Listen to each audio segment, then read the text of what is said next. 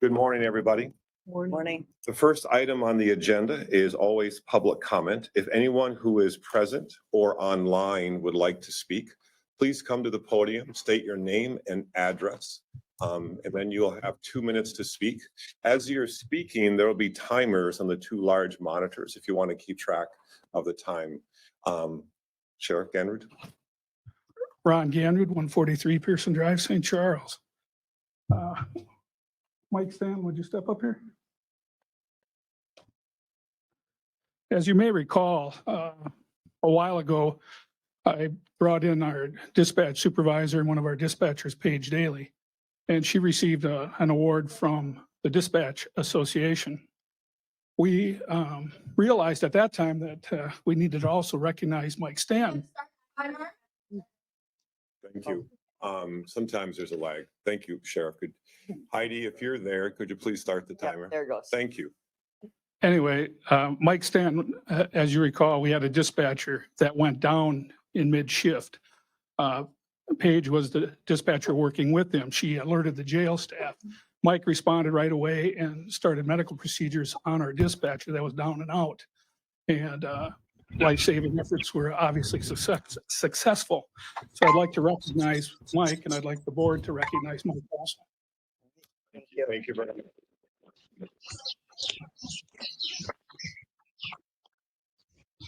Amanda and Zach.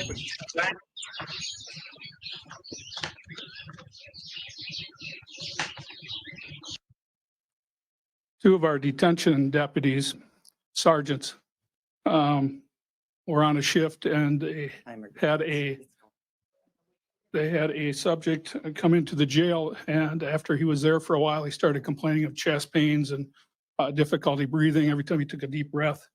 They recognized that he was also having a medical emergency, and they called for the ambulance. The ambulance responded right away, transported out to Winona Health, and the next day we got a phone call from our doctor who said that because of their efforts and realizing this was a serious situation, they probably saved his life. It was a very serious situation, and they reacted appropriately and saved him. So I'd like to also give them recognition. Amanda. Thank you very much.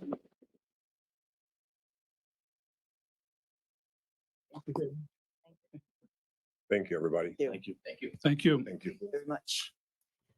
From a, if I could say, from an MCIT perspective, thank you very much. I mean, risk management is what we're all about. So whatever they're doing over there is great. Thank you. Good morning. Good morning. My name is Eric Musungai. I wouldn't like to say I'm the newly appointed Director of Health and Human Services at Winona County. Why I don't want to say new, because it has been for 10 days and I feel being part of the team already. Regarding my background, I will start by saying that I'm a physician, originally from the Democratic Republic of Congo, which is a French-speaking country. However, I've never worked in my country. I migrated directly to Botswana, which is an English country. Worked in Botswana as a district health manager in Swaziland, and then in South Africa as the Chief Executive Officer of the Department of Health. Then in 2022, I was recognized by the United States as someone having critical skills in saving human being life. And I was granted the EB3 visa, which is like a critical skills visa to enter the United States. And immediately at the entry, at the John Kennedy Airport, I was granted the permanent residence of United States. So I started working as the divisional director at the Houston Department of Health in Texas. Then I was promoted to the chief health officer at the Federal Qualified Health Center in Minneapolis at People Center. And then after that, I just thought that it was better to continue my adventure of serving the community.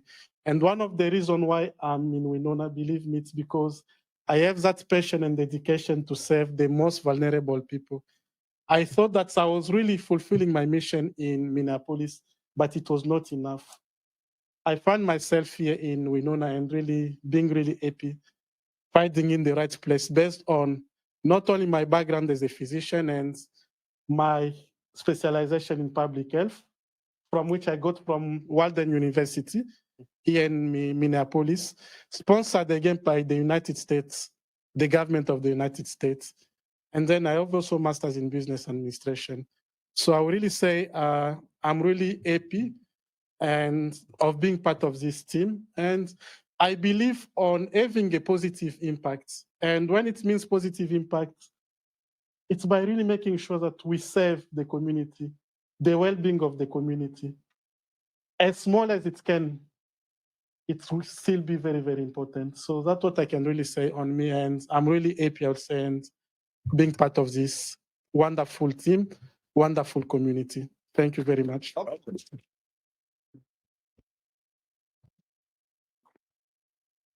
Welcome, Eric. Thank you. I've been just reminded, the fact that I've just arrived in this organization, there's also a good news of saying one of our public health nurse, Betsy Zeller, she got the award of being the best nurse of the year, 2023. Wonderful. Oh, wow. And that one was really due to the efforts in preventing the COVID-19, which was the serious pandemic that we faced in the world, and also a considerable efforts continuing to prevent the working in the well-being of the community.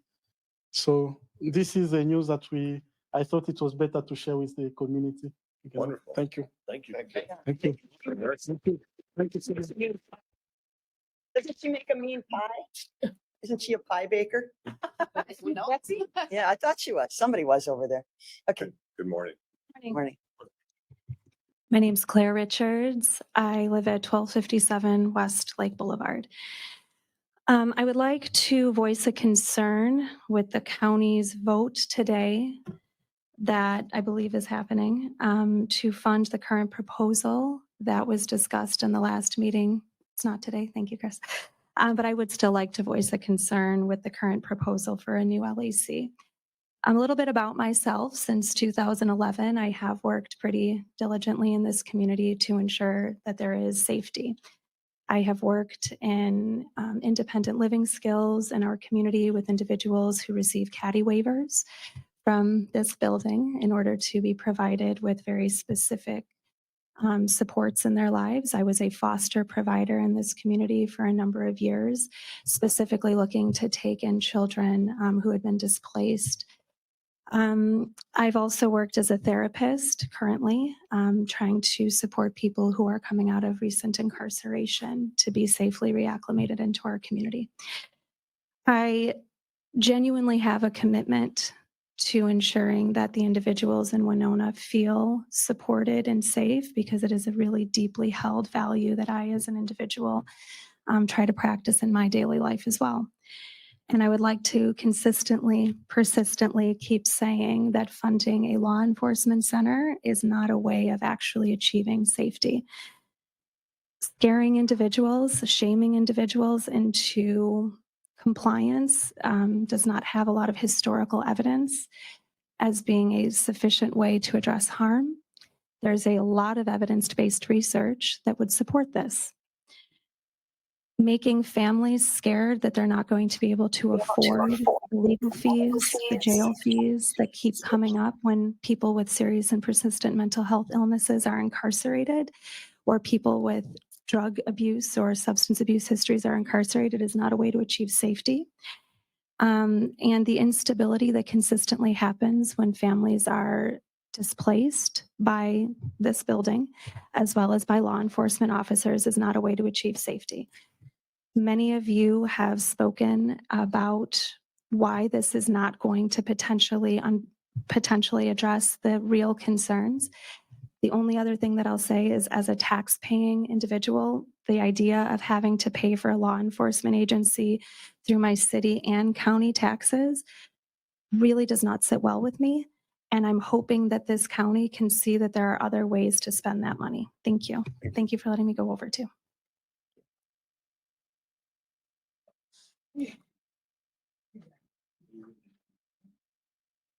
Hi, Julie Chasson, 260 Liberty Street, Winona. First, I would like to say, welcome, doctor. I worked in Africa for 4 years, West Africa, not sure, but I welcome you and I look forward to maybe working together. So, as a nurse, I am a big proponent of preventative medicine. And in many of my aspects of my life, I'm into prevention. What I would like to see the county board look at is how do we prevent the need for bigger jails and bigger police forces? So please, when you take into consideration the money that you're spending for these organizations and the buildings, where's the money for the prevention, poverty, places for the kids to do their activities?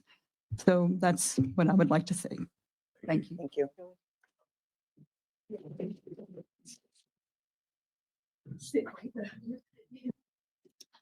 Good morning. My name is Jeremiah Staples. I am the owner of Champion Solar, formerly Winona Renewable Energy, 7010 US 61, Minnesota City. I'm here to highlight a couple of key points regarding why allowing Dakota Sun LLC to move forward with their petition to install a 500 kilowatt solar garden will not bring benefit to Winona County and in fact will be a great detriment to many who live here. Most importantly is a law change of July 2023. This law notes that subscribers to community solar do not have to reside in the county or even adjacent counties where solar is installed. So after most of the benefit goes to a multi-billion-dollar utility and an out-of-state solar installer, there is a little bit of money left over to go to one single landowner, and the remaining scraps of benefit will likely go to members of other counties that have more people anyway. The other reason is this benefit, or there's a lack of benefit and actually a negative that comes with adding solar garden in that area, in that that's an Excel area that is close to being a what they call red zone. By adding that 500 kilowatts, that will make it a red zone, which means that they will be full on their hosting capacity and they will no longer allow any residents to put in their own solar. What that means is up to 100 Winona County families who could have saved tens of thousands of dollars on their utility bills by installing solar will no longer be able to because Excel will be blocking them. And this will also take away many local jobs. Moral of the story, please vote to deny Dakota Sun's petition. Thank you. Thank you. Thank you. Thanks.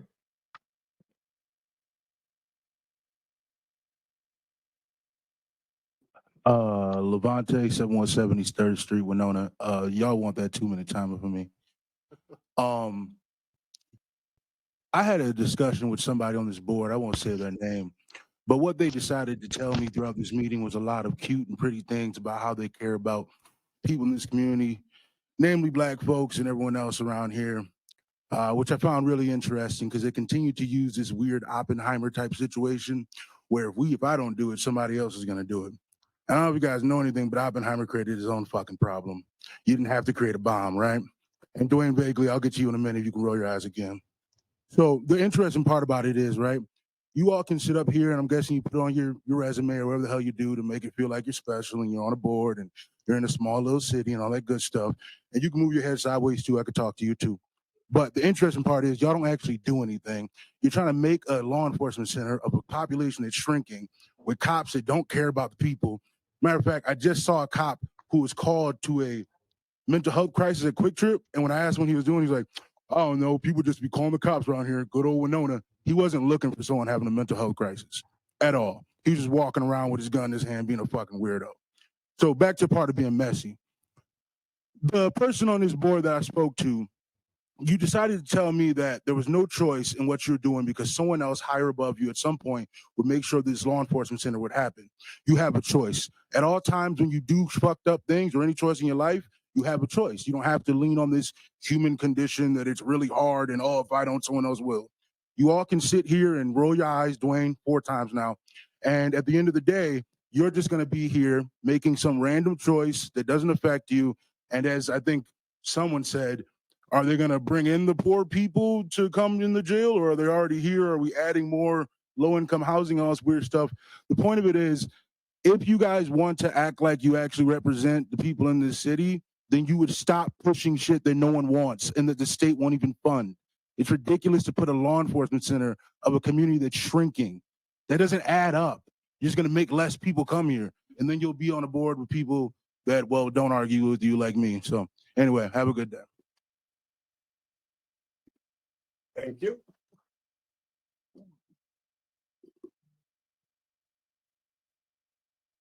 Well, since we're not being cushy anymore, I'll come up here too. All right. So my name is Tayana. I live at 1780 West 7th Street. And if you don't know where that is, that's the Maplewood Townhomes, or most people call it the housings. So I've lived here my entire life, and I just think it is so easy to know that there is already an abuse of power from the police station, for the police here in Winona anyway. Yesterday, there was a maybe very loud civil dispute. There was a dispute near my home, and the man was being very disruptive. Whatever, it got solved. But in came 5 police cars for one man shouting. What do we need that for? What do you need 5 police cars for? Maybe 2 cops in each car. You don't need that many to have that.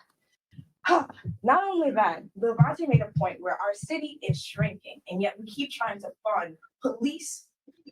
Oh, I'm sorry, I'm a little worked up right now. Y'all make it happen. Dwayne Bakley, you have been an educator in this city for how many years? Long enough.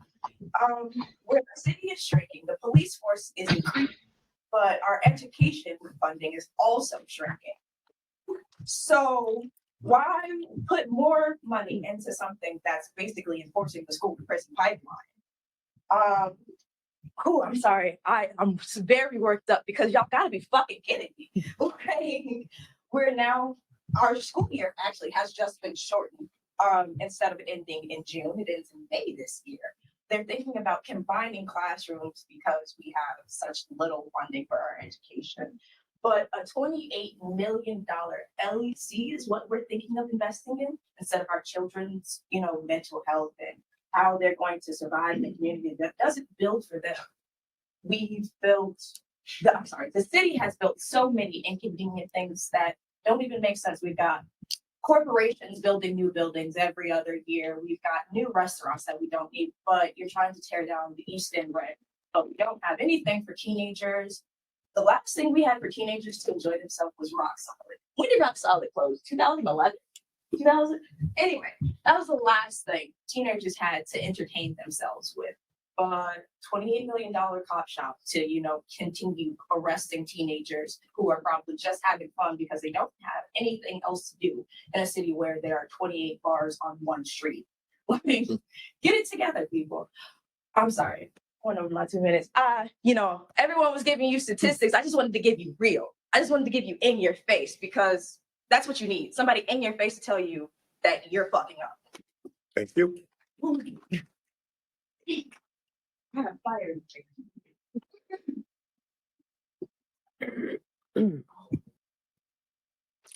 Hello, I'm Kerry Johnsgard, 5318 West 6th Street, Winona.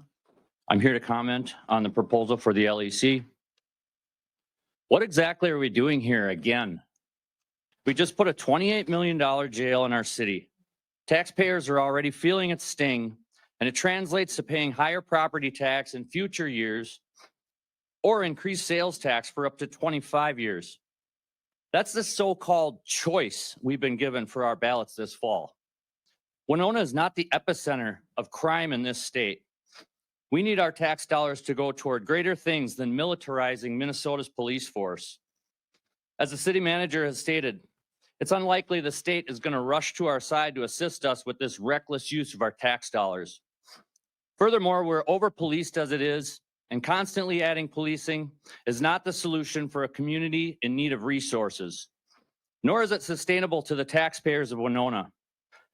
We can nurture our community by providing clothing, food, and education to our children, or we can load up the streets with battalions of riot police. These facilities are a trend throughout the United States, and they always wind up with communities being policed by soldiers wielding weapons of war. This is not Winona.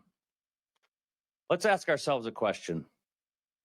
Do we want our children to live in the crosshairs of rifles, or do we want to provide them with the means to grow to be happy, healthy, productive members of this community.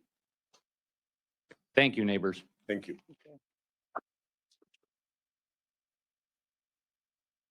Is there anybody else that would like to address the county board? Will you take an online? Absolutely. We have one person at the podium, then we'll go online, and we'll come back to live. Go ahead. Okay. My name is Catherine Hesh. I live at 309 East 4th Street, Winona. And I must confess, I'm here out of upset. And that's because I came out when there was the intention to get rid of the ERC. And I was part of the drumline at that time and other children-centered activities that were there. And I feel like when I'm at home, I see the city and the county have full-time people just inching forward these agendas. And I'm like, who actually wants this besides law enforcement? And I appreciate law enforcement. They're very important. But then I was like, well, how can the people be more, what could we do to find out what people actually want? Like, when has Winona really put forth outrage or community activism? I'm like, Madeline Kingsbury, there was this wave of concern and outrage that this could happen in our community. And mental health and affordable housing are directly related to her situation. And I'm like, I would like to live somewhere where our city leadership, our government shows vision and says, we won't tolerate this kind of thing. I'm a landlord. I have one apartment upstairs, and every time it comes up for rent, I get these secretive messages saying, don't let any of this information out. But me and my kid are looking for a place to stay. Don't be a secret, you know, and I get 4 or 5 out of 12 pleas from people trying to get out of domestic situations. And I have one apartment, but I know that secret agony is all over the place. And Madeline Kingsbury lived with that. And I, as a citizen of Winona, would much rather see us have vision and show leadership rather than having, I heard there was an armed vehicle in our county garage. And I'm like, that's the wrong direction. Please show vision. Thank you. Let's pause the public comments who are here. There's someone online. If you could say your name and your address, please. Hi, my name's Daniel Paler. I live at 1271 Sherry Drive in Minnesota City. I'd like to address the board today regarding the joint police sheriff station that's being discussed. I moved to Winona County about 12 years ago, and nearly every year when budget time comes up, I see, with the exception of maybe 1 or 2 years, that we have millions of dollars shortfall for education in this community. That leads to cuts in programming and things that are offered to our children. And then the last couple of years, we see the next headline on that same paper says leaders want to put out tens of millions of dollars for a new jail. And now this year it's a new police and sheriff's station. I'm really concerned about the future of this community. And that concern comes from concern about the vision our elected leaders have for our community. I know that none of you are sitting here thinking that you're building the prison, the school to prison pipeline with your decisions, but the actual real world output is that you're maintaining and building that school to prison pipeline. Too many of our local leaders see policing as an investment opportunity for personal gain, and I think that's deplorable. I really call on you to ask yourselves what connection there actually is between policing and safety in our community. You've heard many people here testify that that's just not true. When we give awards to police, it's not for valor in situations where they're saving lives. It's for doing things that police shouldn't even be chartered to do. Let's use our resources more wisely and create a community that we can look forward to rather than one where our children will live in fear. Thank you. Thank you.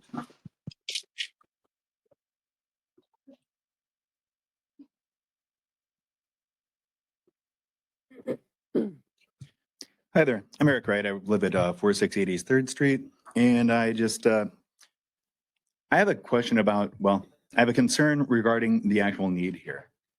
I know that we got a new jail recently, and that was very shiny, a lot of money spent.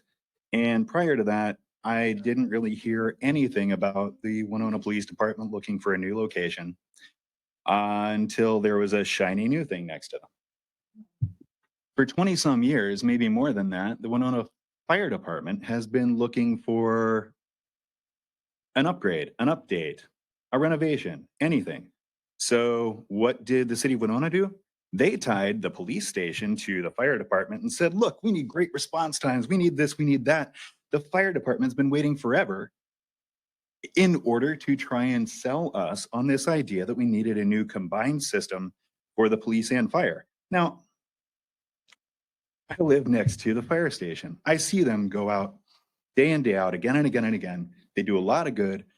And, they don't have real air conditioning. They don't have a proper exhaust for their facilities for like when the vehicles are running.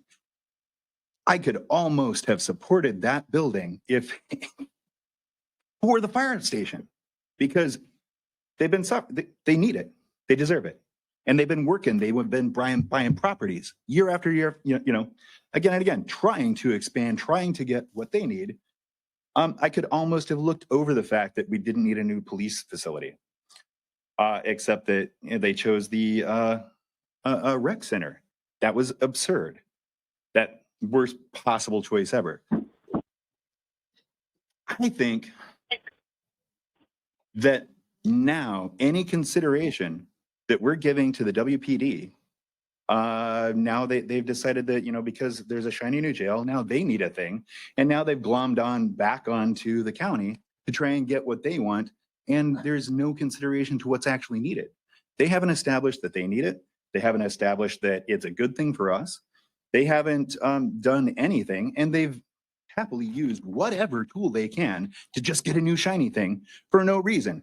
20 years ago, they were not planning ahead like the fire station was. I realize that's a city, not a county thing, but what do we actually need? Who's been actually in the game? Who's been making plans? Who's been doing the right things? Not the police. Thank you. Thank you. Thank you.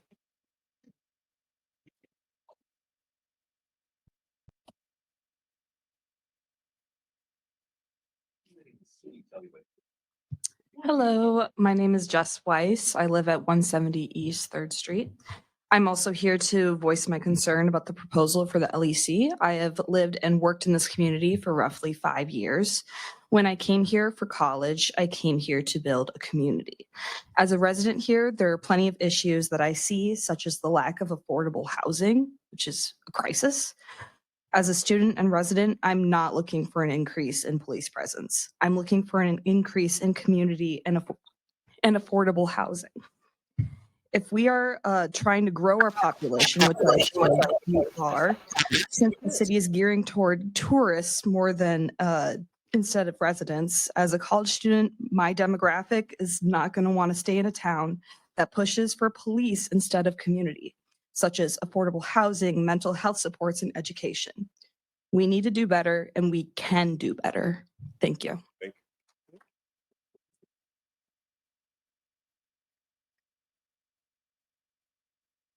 Hi, I'm Mandy Johnsgard, 5318 West 6th Street in Winona. I moved to Winona in 2008. And at that time, I rented an apartment downtown for $435 a month. I recently saw that same apartment listed for over $1,200. I can tell you that my income hasn't tripled in the last 16 years, and I doubt many have. I also spent a lot of years working in HVAC business, and I had customers tell me many times that SEMCAC ran out of funding for heating assistance, and they were having issues. In just a minute, on one of our community social media pages, we'll show you just endless requests for mutual aid. Folks constantly asking, I need diapers or formula or groceries or toilet paper just to get me by till my next payday. We as a community want to help each other. And that's why those requests are out there, because those are the types of things that we do. My point is that people in our community are struggling, and research across the board tells us that safe communities are those with access to affordable housing, resources, and education. Those are the things that I want to fund with my tax dollars. A community's values are reflected in its budget. What this proposal shows me is a community happy to let its people struggle and then criminalize them for the results of that struggle. Why are we so obsessed with policing and incarceration? Every time a proposal like this is brought forward, droves of us show up to oppose it, yet I rarely see people invested enough to show up in support. I wish you all worked this hard on finding ways to fund social programs.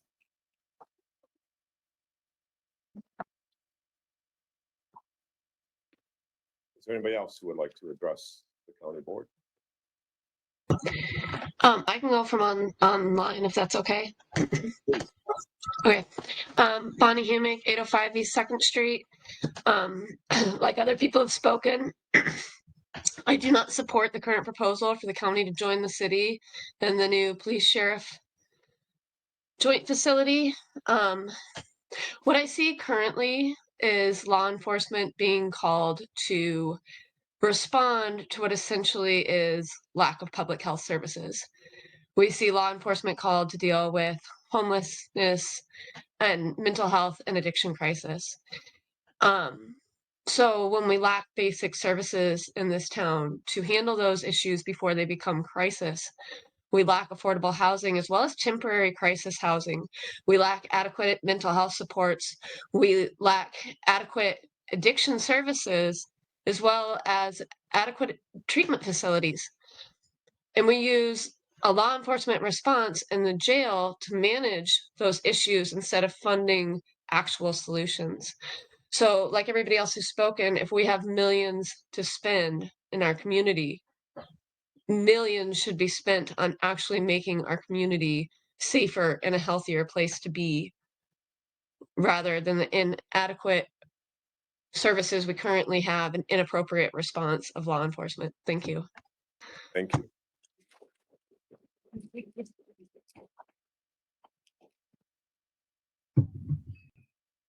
My name is Scott Moxonix. I live at 156 East 6th Street. The most common violent crimes in our community are undoubtedly domestic violence and sexual violence. The $30 million you've spent on a new jail and the $40 million you and the city might spend on a new LEC will do little to nothing to prevent those forms of violence in this community. In fact, law enforcement has an increasingly high rate of domestic violence amongst its members compared to the general population. Imagine, however, if you spent $30 million or $70 million on a place like the Advocacy Center. Actually sit with that idea. If you gave that much money to an organization like that, it would change this community forever. Not only would it affect countless members of our community, but it would change the culture of this town to prioritize an institution like that. Probably the most common offenses beyond those in our community are drug and alcohol crimes. Again, a $30 million jail and a $40 million LEC do nothing to change the lives of folks with addictions. That's not what law enforcement is intended to do. I could keep listing the other issues in our community that could be better funded with $40 million, but our fiscal priorities are focused on throwing money at the symptoms of our problems of many people have already stated today.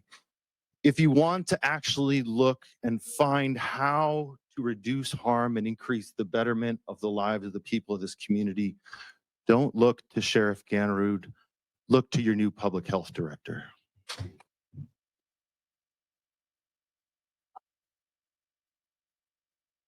Anybody else that would like to address the county board today?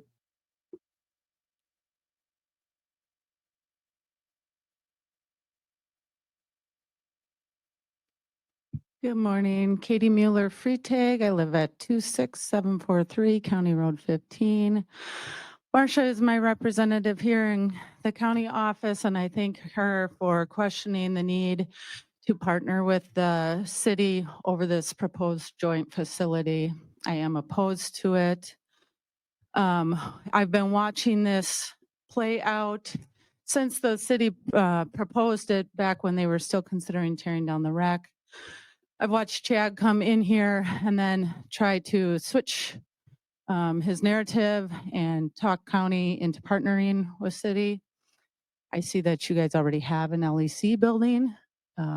While it probably needs repairs and updates, that seems to make more sense than investing in a new building with the city that is obviously unwanted, as showed by much of the comments here today. I understand that you need a place for the licensing center to go. That has been brought up several times. Well, it's not ideal to have the licensing center housed within, right next to the law enforcement center for some of us. You already have the building, right? So if you're looking for ways to save money, you have the building. I'd hate to see you be talked into this joint venture that city is really pushing for.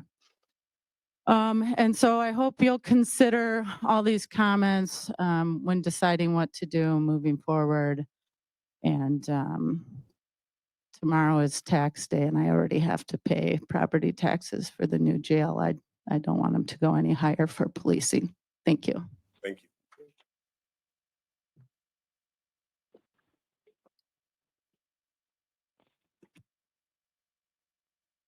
Hi, everybody. I'm Mary Jo Klinker, and I live at 156 East Broadway.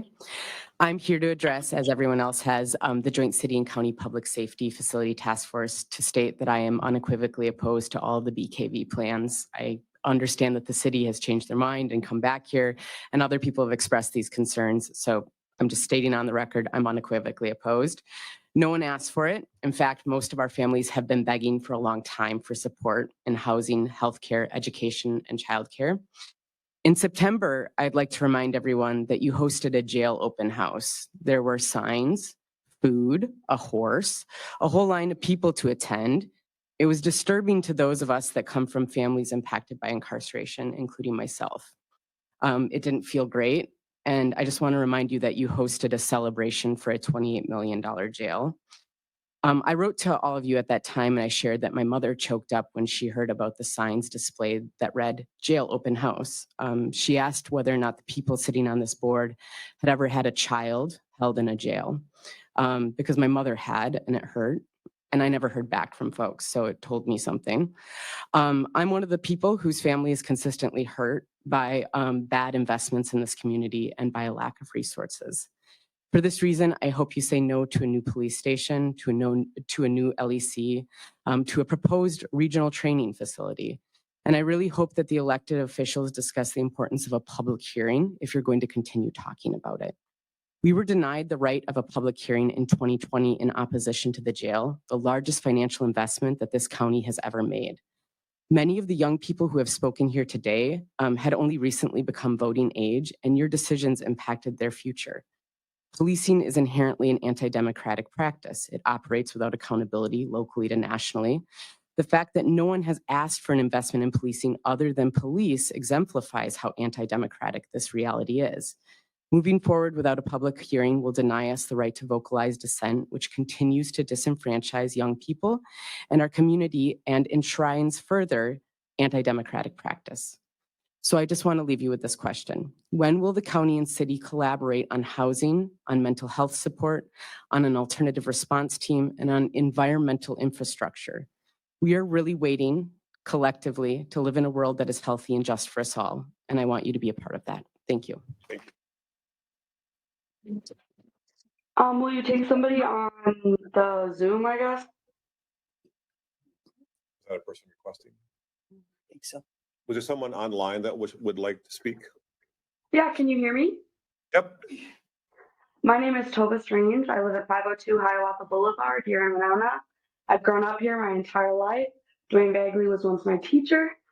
He was an individual who really pushed me to go in and fight for the things that I believe in, to stand up to folks who uphold the status quo, to speak out for only what's right, regardless of how easy or fun it is. And I'm really disappointed to see that now he and the rest of the county and the city are backing this idea to build a giant police station. I serve those who are vulnerable and marginalized in this community. I have been vulnerable and marginalized in this community. I have interacted with those who live on Garvin Heights. I've interacted with those who live in the housing. None of these individuals who've asked for $30 million in policing, none of them asked for that almost $30 million jail. They have only ever asked for housing, mental health resources, and other things that support them. I'd really, really urge you to start actually listening to your constituents, because from what I've heard here today, not a single person is interested in this plan. Thank you. Thank you. Is there anybody else present or online?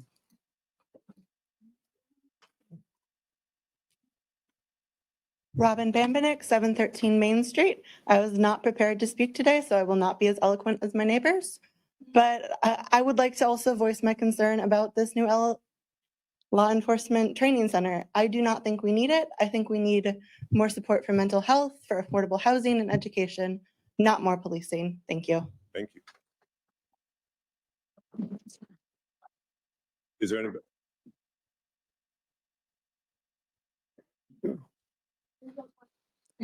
I would like to Dale make a Jordan, statement. if 1545 possible. Homer Road 103. As many of my neighbors here, I am also opposed to a new LEC. I moved to Winona last summer, and to say that I am extremely disappointed with the city and the county's governing tactics is maybe an understatement. We, as many of the folks here have said, we need housing, we need mental health. Someone mentioned, the rent going up and our income's not increasing. This is the first year that I am now living after previously living comfortably paycheck to paycheck. And this city and this county does not seem interested in helping residents like me and many other people who are worse off than me with housing, mental health resources, food, security, things that actually go to making sure that people can live their lives appropriately. I also am a little bit disappointed with the fact that a lot of people here and on the city council seem to be doing a lot of lip service where they say, I care about people of color, I care about queer people, and then try to push this jail through. None of those communities want a new policing center, want a new law enforcement center. And the fact that this would be a regional training facility where other police can come here. We don't need more police on top of the over-policing that we have in Winona. It doesn't make sense. So, as many folks, I'm very unequivocally opposed to this. And as a fairly new resident of Winona and Winona County, I ask you all to do better and listen to the people who are here voicing their struggles, their concerns, and invest in the community, not in policing. Thank you. Thank you. Is there anybody else who would like to address the county board, either here or online? I would like to make a statement. Is that okay if we? Yeah, of course. Go ahead, please. Excellent. Thank you. My name is Hayden Wilkinson. I am a resident of La Crosse, 3411 Elm Drive. I am aware that Winona City Council will most likely disregard my opinion as I'm not a resident of the city, but I want to add to the flood of opinions anyway that I am vehemently opposed to a new LEC anywhere in my area. I consider this whole region my community. I have lived here for 3 years. I have interacted with some of the kindest people out there, and they're not sitting on the town boards. They are being policed. They are being driven out of encampments. They are being harassed constantly by policing. Our country does cultural cross exchange with the IDF, and they decide that it's a good idea to take tactics from the same organization, the same system that is committing a genocide in Gaza, launching a ground invasion of Rafah today. The rise of fascism in America via policing to protect capital and funding interests is appalling. And I see these policemen sitting in the background with their frowns on their faces, and they just are so disappointed that people have a problem with policing. I'm almost done. I promise. I don't want to rant. I want to give my honest opinion on this. Chake Allah, Chake Lana Falastini, fuck Cop City.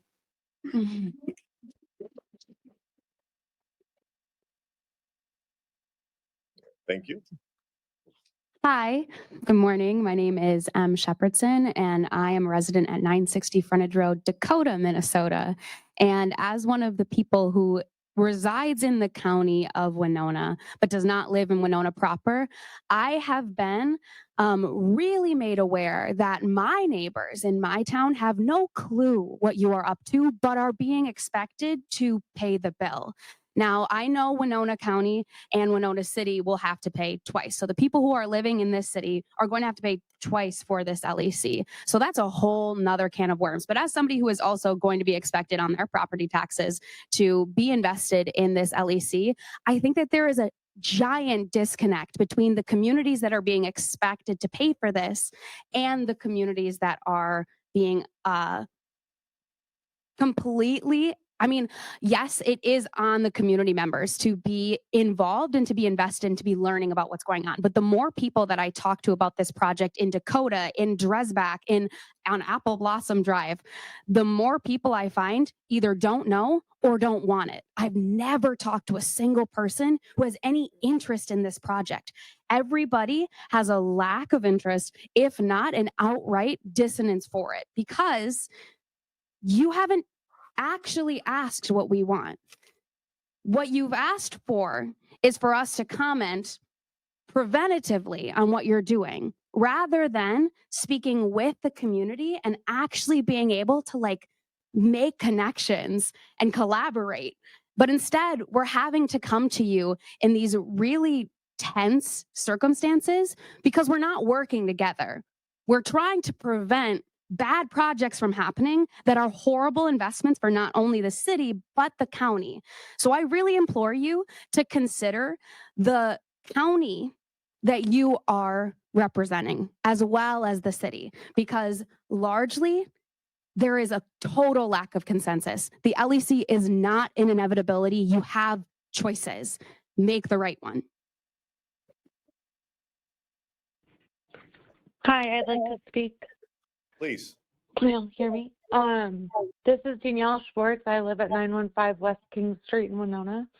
I would just like to say that I also am vehemently opposed to an LEC building in the county. I feel like the idea that we're paying like hotels to rent out space as an excuse to build an LEC building suggests that A, we're not willing to invest in our local economy, and B, that we're manufacturing the idea of crime in order to pay into the county's own interests. And I find that really, really messed up, and I feel like it doesn't actually align with anyone's values who's on this call or in the room. And it's really disconcerting to me. I'm going to keep it brief so other people can speak, but I just like that to be on the record. Thank you. Thank you. Is there anybody else present or online who would like to address the county board?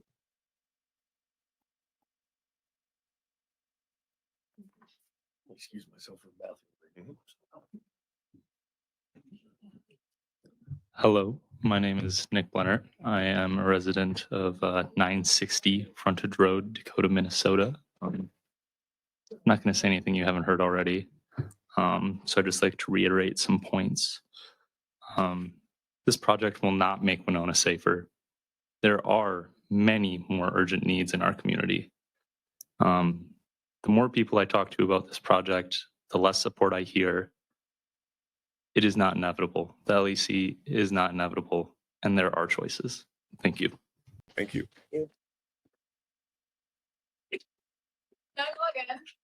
Sorry, T, just one time, but we're not voting today, so we can vote it. You can come and address us a different time as well. We're not friends anymore. Don't call me T. I apologize. Anybody else present or online would like to address the county board?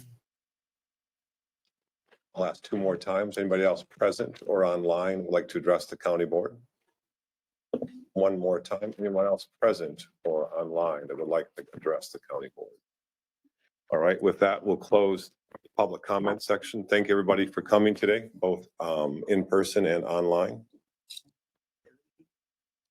We'll wait a minute to give before we move on to the next item on the agenda.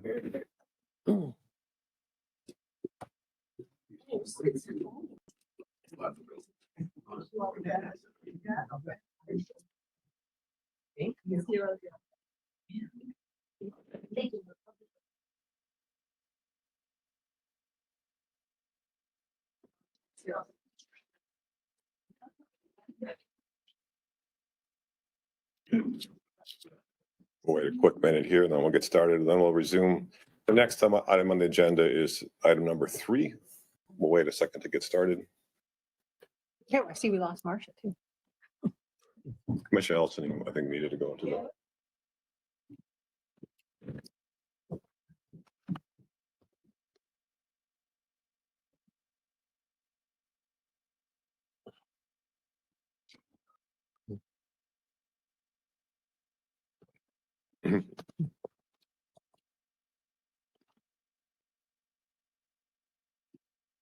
All right, the next item on the agenda is number 3.1, approve county board minutes from April 23rd. I'll move to approve. Second. Motion by Commissioner Meyer, seconded by Commissioner Elsing. Any other discussion? All in favor, say aye. Aye. Opposed? Motion carries 5-0. Next, items 4.1, 4.2, 4.3, 4.4, and 4.5 to acknowledge receipt of different committee minutes. Is the board okay doing them all at once, or should we separate them? I'll approve moving all of the 4 points for acknowledging the received approved minutes. Motion by Commissioner Ward, seconded by Commissioner Olson to approve items 4.1, 4.2, 4.3, 4.4, and 4.5. Any further discussion? Just a comment that we didn't always do these, and I think there's a lot of valuable information in there if people want to keep track of our other committees. So the citizens know what's going on in these committees that aren't, broadcast or anything. So I find great value in it. So thank you. All in favor, say aye. Aye. Opposed? Motion carries. Next, consent comments and approval of agenda. Commissioner Elsing. I'd like to pull 6.3, please, and a few comments at the end. And I'll leave it at that. We'll take items, what was 6.3 and make that 7.3, if that's okay. Commissioner Ward. Yes, I would like to have a little discussion on 6.6. And then request for board action at the end of the meeting, please. Is 6.6 a comment, or do you want to poll? I would like to, let's just pull it and then, Okay. please. So item what was 6.6 will become item 6.4, and then a comment at the end. 7.4, yes. Thank you. Yeah. 7.4, thank you. Commissioner Olson. Nothing for me. Commissioner Meyer. Nothing for me. County Attorney Sonneman. Nothing for me. Ms. Holte. Nothing. Okay. With that, we'll need a motion to approve the amended agenda. So move. Motion by Commissioner Elsing, seconded by Commissioner Meyer to approve the amended agenda. Any other discussion? All in favor, say aye. Aye. Opposed? Motion carries. Ms. Holte, could you read the remaining consent items into the record? Absolutely.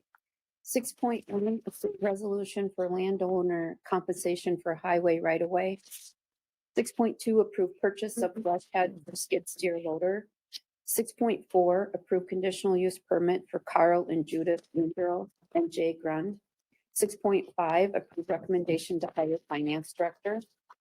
6.7, approve agreement 105-6255 and resolution for state local bridge replacement program grant for CASA 30 bridge.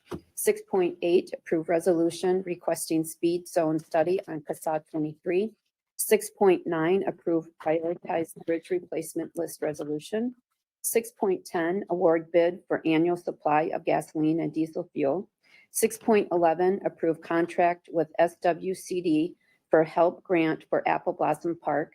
6.12, approve 2023 year-end feedlot program review and the 2023 annual report and performance credit report. 6.13, confirm payment of disbursements. 6.14, approve 2024 State of Minnesota Federal Supplemental Boating Safety Patrol Grant Agreement. 6.15, approve 2024 State of Minnesota Boat and Water Safety Grant Agreement. 6.16, acknowledge receipt of monthly finance and budget updates for January and February 2024. And 6.17, approve professional service agreement with Richard Jackson. Thank you. I'll move to approve. Second. Motion by Commissioner Meyer, seconded by Commissioner Olson to approve the consent items. Any further discussion? All in favor, say aye. Aye. Opposed, motion carries. That takes us then to item 7.1, discuss and/or appoint citizen advisory committee members. Chair? Commissioner Meyer. Yeah, it looks like we have a candidate who's chosen two, but her top choice is for the Parks and Environment Committee, and then another application for the Personnel Board of Appeals. So I'll move that we appoint Ms. Solier to Parks and Environment and the other individual to the committee she's requested. Second. Was there two people or was it just Ms. Solier? Nope, there was two. Two. Okay. Yeah. Commissioner Ward. Just a question. I apologize. I was not able to make contact with these people. Can somebody vouch for them personally? Does anybody know them? I mean, I like to know people that have some knowledge of who we're appointing to these Like committees. Mr. Sansala has. Yeah. Can you share with- For the personnel board, the individual is the owner of La Boutique, about a block and a half away. She's been a business member of the community for about 40 years. Sits, I believe, on multiple committees already, and is a great supporter of Winona County in general. So, All right. I think she went to high school with my husband. Okay, all right. Well, part of our process for redaction of information, you don't get their contact information, and I understand that, and it got away from me. I wasn't able to request it and get it, so. And the other person that we're doing for Parks and Environment, does anybody know that person? I don't. I do not. I don't recognize them. Okay, and I don't guess either. it's- Okay, all right. I mean, that's just my personal preference, and it was, I apologize, it was not, I did not do my homework. So there was a motion by Commissioner Meyer. Was there a second? I second. I apologize. Motion by Commissioner Meyer, seconded by Commissioner Olson to appoint the two individuals to both Parks and Environment and the Board of Appeal, the Personnel. Personnel Board of Appeal, yeah.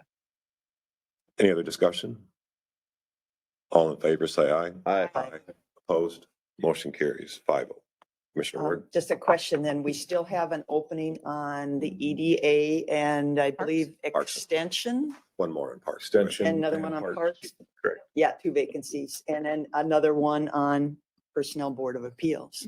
So our list will be updated on the website so people know. Okay, all right, thank you. Thank you. Item 7.2, approve resolution proclaiming May 15th, 2024 Winona County Law Enforcement Memorial Day. I will move to approve. Second. Motion by Commissioner Meyer, seconded by Commissioner Elsing. Any other discussion? Chair, Commissioner Ward. This is a nationally recognized date, Ron? Sheriff Gander? Is this nationally or state? Yeah, May 15th was given the distinction of being National Law Enforcement Memorial Day, and then that week is considered the week of Police Week. So it's the whole. It's the 15th, and we always do ours on the Wednesday that the day falls in. Okay, all right, Mr. Chair. thank you. And it is at 1 o'clock, and it is at Across the street by the flagpoles where we always have it, yes, our annual. Thank you. Thank you. Any further discussion? All in favor, say aye. Aye. Opposed? Motion carries. Item 7.3, I'm sorry. Mr. Chair, Yep, could we have you read the proclamation? Proclamation into the I record. apologize. Remind me what page that's on. 182. 181, 182, 181. Thank you.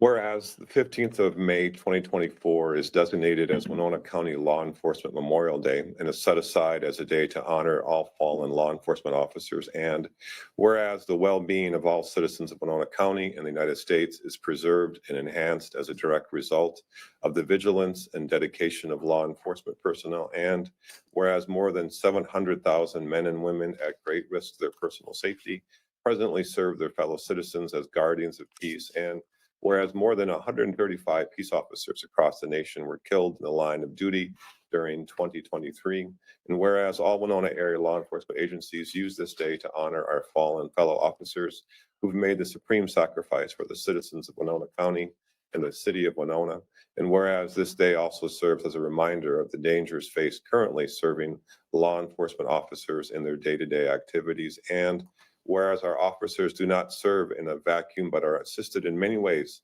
by the citizens of Winona County. Now, therefore, I, Commissioner Dwayne Bagley, do hereby call upon all the citizens of Winona County to join area law enforcement agencies in honoring our fallen officers. Jesus Christ, will you shut the fuck up already? I'm not sure if the person online is aware that your mic is on. Oh, I fucking know. Fuck you, pig. On Winona County Law Enforcement Memorial Day, adopted in Winona. Oh, you're just going to ignore me now, huh? 2024. Thank you, Sheriff, and everybody else who's here today. The next item on the agenda is 7.3, which had been item 6.3. Commissioner Elsing. Yeah, well, I pulled this, in light, I think initially I thought, hey, another solar project. Kind of is what it is, fill in the gaps. I received a letter from a person I've known. I actually got a phone call from Mr. Kretemacher from Min Solar, who I've known since high school and known for many years and respect Paul and what he does. And, he kind of brought it to my attention. He's kind of filled me in a little bit about a few things. And I said, I think the best thing you can do is maybe just address the board with a letter. We'll see if we can get it there on time. So we did that. And then I forget your name. I'm sorry. Jeremiah. Kind of, echoing similar attributes to the concerns that we're hearing here. So I appreciated Administrator Hulte getting this letter out. But in essence, I'm gonna nutshell this thing as to why I pulled it, and just to maybe bring light to something before we vote on it. It's my understanding, and I'm more than willing to correct me if I'm wrong, but and again, alluding to what Jeremiah had said, is that this really kind of just takes the ability for any other projects to happen there in the county, or even segregated in that part of the county, potentially even in the whole county is what I almost read from Paul.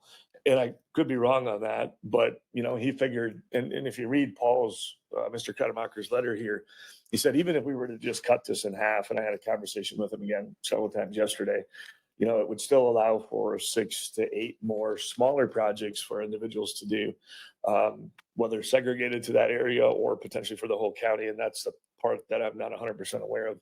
But I just thought I expressed some of the same concerns that he did and Paul did, that saying, hey, kind of an out-of-state type situation, this kind of pulls them all together.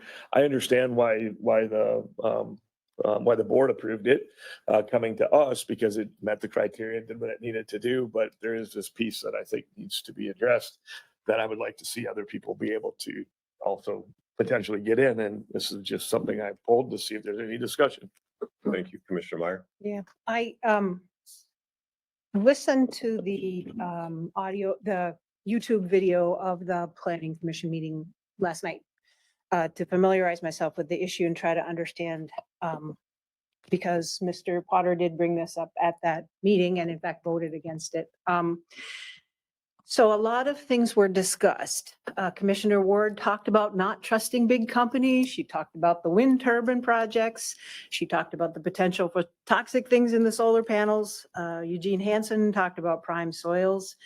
And Mr. Potter talked about how there was a 6 kilowatt system that an individual residents wanted to put up. I would remind this board that based on the training that we receive every year in making quasi judicial decisions, particularly related to conditional use permits, there's a set of criteria. and really random topics like not trusting big companies unless it applies to the criteria in the findings of fact. It's not really something that we can use to reject a permit request. So one of the things that the chair, Mike Flynn, talked about is the consistency of talking about multiple, as conditional use permits come in front of the planning commission or when they come in front of us. And they need to be consistent and they need to make our decisions based on our zoning ordinance. So our zoning ordinance does not prioritize residential systems over large scale systems. I think it's true that we've had a lot of solar gardens and that the capacity for many of the XL lines is there.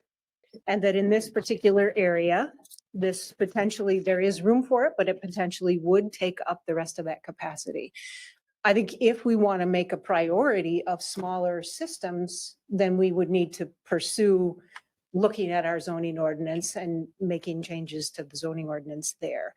I'm not necessarily opposed to that, but I think that to try and use rules that do not exist in our zoning ordinance currently to make decisions about conditional use permits that are currently in front of us really isn't an appropriate use of the findings of fact. Yeah, I was just going to add to your comments, Chris. During the Planning Commission meeting in April, where this was heard, after the discussion, a lot of the same questions came up, everything from prime soil to location and capacity on the grid.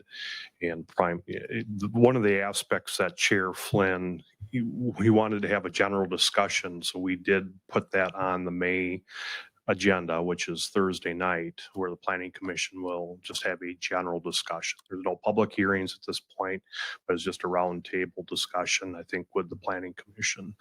One thing we've been doing, we've been gathering information. Excel did update their grid capacity map, as Jeremiah had mentioned, that they had, I think, selected areas of green and yellow and red, depending on what has already been in the queue. We've tried to get more information out of Excel on what that may mean. And we've got mixed messages, I think, on what we've heard, what that means. Not necessarily that it's capped, but what has gone through the queue or, proposed to be entering into the system. With that being said, I guess I just here for any questions. Planning Commission did recommend approval with 13 conditions with this request, so. Thank you. And the vote was 5-3, correct? Yes, and I The word abstained, yeah. I abstain. Any other questions for Eric? Thank you, Eric. Yep, you bet. I just want to point, Planning Commission member Potter is here too, Right. so if you got. Wonderful. Thank you, Commissioner Ward. Right. And I am fortunate that I live in my energy territory, and I don't think they're at capacity, but they have a little different system. Very basic when you talk about land use zoning, I was schooled way back, is that we're dealing with a local issue. It's our local land. We can only control what happens in Winona County. We can't happen what happens in other counties or neighborhoods. And part of my angst with some of these large projects is that they are truly benefiting the bigger population than our local population. And to take the opportunity to deny anybody living down in Dakota Valley, Dresbach area, not to be able to put a small system is problematic to me. And I know addressing the zoning, the ordinance and everything was on previous planning directors, and timing is unfortunate. It never got done. But I think this is exactly the thing that we were going to be addressing, is capacity and how we allow XL, the big company, to consume all of it. And seriously, we know that the landowner is getting a pittance of the economic benefit from it. It's the XL and everybody else that benefits from it. And I do have real angst in that we're not, the last couple projects, we seem to be working with the big company as far as getting a conditional use permit approved versus the landowner. And we have to hold the landowner responsible. The recycling aspect, if it decommissioning, if it happens, any erosion or anything that happens, that's the landowner. And it seems like we're just being influenced greatly by the Xcel Energies of the world versus the local landowner, who really needs to be held accountable and responsible for it. And one of the things too is the angst over these bigger projects. If you remember, I think just a couple years ago, we approved 2 projects along I-90 in the Ridgeway, Nodine area. And neither one of them has come to fruition. And partly was because they said that, and this came from one of the landowners, is they were going to have to spend $1 million to upgrade some of Xcel's system.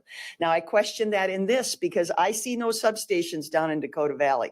I don't know where, and Eric did send something out there. They're all over, but they must be well hidden because I can't see them or know where they are. But apparently they can just plug this into the regular lines. And every day I hear national news articles about our infrastructure of the country, of how we're overloading it. It's not built out properly. And someday maybe the lights will go off because we don't. So I was surprised that they could, this size of an operation, they could just plug into the existing lines. And again, I don't know that much about the large scale things. But part of it, if we issue these conditional use permits, they go on with the land forever. Am I correct, Eric? So again, if they can't be built, within a certain time frame, should the conditional use permit cease? I mean, technically, these people still have a conditional use permit out there to build these systems, but the world is changing, the infrastructure is changing, the technology is changing. And Eric, you can help me out here. If those 2 projects over in the Ridgeway, Nodine area wanted to come back with a different plan, not that exact plan, they would have to come back and reapply, correct? If it changes, if it goes outside the parameters of what they selected. The company. Staff did put a spreadsheet together. That's some of the information we're working on. We've permitted 22 large solar. And when I say large solar, typically 1 megawatt. This one, I just want to remind is, I believe the nameplate capacity is 500 kilowatts. So it's a half a megawatt, but we inventoried the large ones that were either an acre or 1 megawatt. And we have 22. And I think of those, I think there's been about 14 or 15 that have been built, but then there's 7 or 8 or so that have not for various reasons, like you pointed out. But the question there then, would they be tying up capacity in those geographic areas if they have a permit? They would had to have signed that interconnection agreement. And if they didn't complete that within a certain time frame, I would imagine that would expire and they'd have to up that in order to be put back into the queue. It's something that we need to have in that general discussion. Absolutely. The land could retain a conditional use permit, but it doesn't mean they're going to be granted the ability to receive the solar benefits put on it. And that's really what would happen there. So although they could do it, there might not be no. Asked to have the floor next. Is that right? I think that's part of the Eric discussion. I apologize. Okay. Yeah. Eric, did you want to answer that first? And we'll go to Commissioner Meyer. Which, as far as what question is, as far as conditions on a permit or? It's going to be that I was on the planning commission when we approved the ability to pass interim use permits. So it's up to the petitioner, and this is really as a part of the initiative that Commissioner Jacob wanted at the time, that our planning department doesn't tell the person that makes the request, you will have an interim use permit. The requester has the ability to pick, but then there are 3 potential ways that the permit can come to an end. Correct. And the problem that we ran into with an interim use permit philosophy with these, anytime it's a large investment, all their financials will fall apart if we come forward with an interim use permit. They're scared of that. That it could be revocable, that there's no guarantee. So we had some pushback. I guess what I'm trying to say is we've had a lot of pushback if we had like a solar where there's millions of dollars at stake and we're proposing an interim use permit But the on. initial, one of the proposals that staff gave to us was that staff would define gravel pits, certain kind of gravel pits, solar gardens, that there would be a set of things and those would automatically be interim use permits. But the planning commission rejected that as an idea for how the ordinance would be. You could have it such that if they do not initiate some type of moving forward, I know our variances are set up that way. If they don't initiate some type of action to act upon that, it could expire.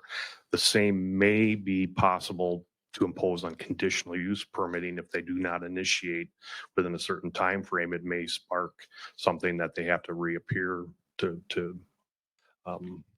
re-up it. Yeah, well, and if I could, this would be a prime example. If they don't do something in such a timely fashion and some individual homeowner, landowner wants to do something in that valley, then the capacity would open up versus allowing Excel to tie it up for who knows, years, because I'm told some of the very large operations aren't proceeding because of supply chain.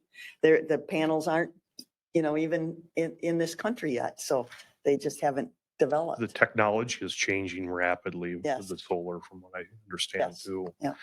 Um, So we could approve it, but put an additional condition on it even today to say action has to be taken within such and such a time frame. Is that allowed? I'd refer that to the county Legal? attorney's office, yeah. Okay, we'll tie it up there for 6 months. I did not make the comment I wanted to make. Okay, Commissioner Meyer. Thank you so then much. Commissioner Elsing. Yep. So that, the statement was made by Commissioner Ward that we're denying the right to other folks to put in smaller systems. And that is technically not true. They could have non-grid tied systems if they wanted to. Is it cost effective? No, No. probably not. But are we denying them that right? No.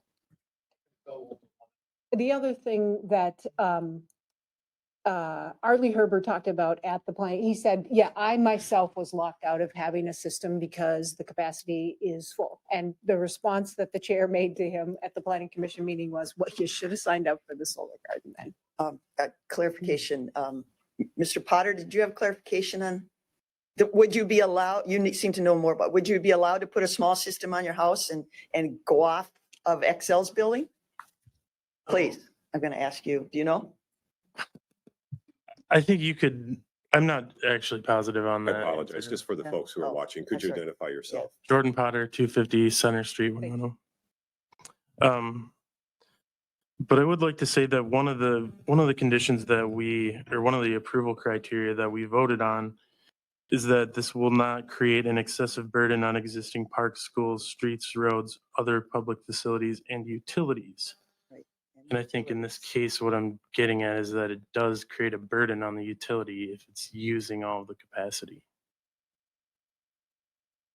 It does, you're right. That's all I have. I think Commissioner Elsing, then Commissioner You Meyer. bet, thanks.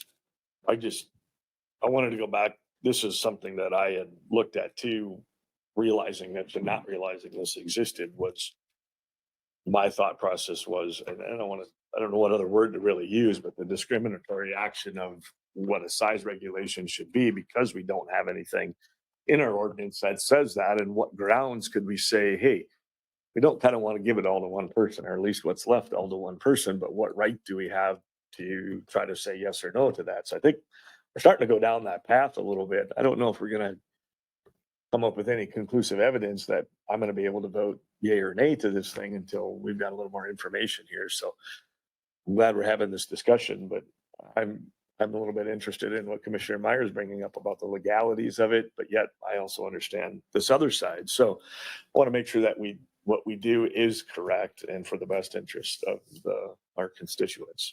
Thank you, Commissioner Meyer.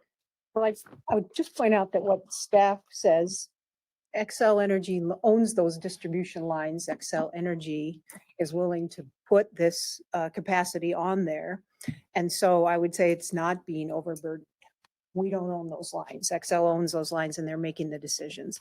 And the other thing, which is really just repeating things that Mr. Flynn said at the chair at the meeting, was how many people could potentially subscribe to the solar garden? 100. What does the subscription cost? Nothing. Your benefit is that you would save some money on your electric bill. So It's not necessarily. to a single person. The permit might be, but the actual access to the energy could be potentially 100 people. So I'm going to move that we approve this conditional use permit using the findings of fact and the conditions as presented and were approved by the planning commission. I'll second that for further discussion. Motion by Commissioner Meyer, seconded by Commissioner Olson. Commissioner Olson. I'm sorry, did you want? No, Okay. just so that we can have further discussion. Returning to, did you have something? Well, yeah, we rant on here, and I think this is some language, about the greenhouse gas and everything. But we're only requiring a $30,000 bond for decommissioning. In 25 years, I don't think $30,000 is going to cover much. The way things are and the way it costs to recycle anything. I'm thinking that should be a much larger amount if we're truly wanting them to, recycle them at the end of their life. And then permitted maintain 30,000 escrow. I apologize, escrow. Is that tied to inflation? One point on why that was lower is because this was, again, a smaller, it was half a megawatt according to the formula. But if you look at the applicant's materials, they actually did the estimate of a decommissioning and it was, I believe, 63,000 or 65,000. So we would tend to go with their estimates since it's the higher of the two, and that would be the preferred amount for decommissioning. Yeah. So we would have to change that. Yeah, maybe you could strike it and say per the applicant's submitted estimate as far as that. What line is that on? 206.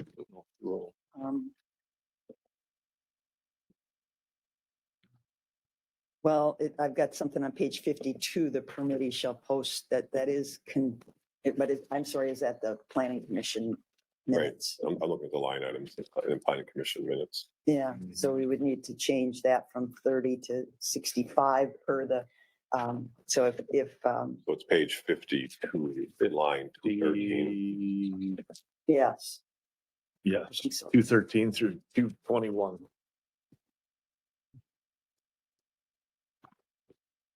If that would be a friendly amendment. And then the other thing, I really do have heartburn about permitting these and seeing no action for years. And Eric, you had the language in our variance that there has to be some action taken within. And what's the reasonableness of our variance? Is it 1 year, 2 years? Is there a time? I think there was concern about 10, 12 years ago in the Board of Adjustment when we looked at revising the zoning ordinance. That was something they wanted to see, that they weren't just getting a variance and sitting on it.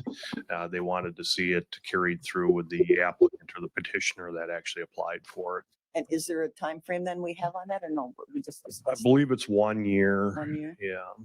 But they couldn't, I think it goes on, I'd have to look at the verbiage, but it says that it can be reviewed by the planning director or zoning administrator for an extension based on, the circumstances. So we have the precedence of putting something there in, these similar types of. With conditional use permits, it is kind of a gray line because if you do that, if you impose a timeline, it's no longer a conditional use permit by law. That's the case law that we've discussed, is that now you've crossed the line, it should technically be an interim use permit. And that's how we're always trained or warned in legal workshops. Okay. Thank you. Commissioner Nelson, had you raised your hand? Well, we've kind of gone. Okay, I'm sorry, Commissioner Meyer. Is the petitioner here today, Mr. Johnson? Yes. Okay. So No, the landowner is not here. This is the XL Energy person, and I have heartburn with that too. But are they anyway, named he's on here. this? Are you named on this petition?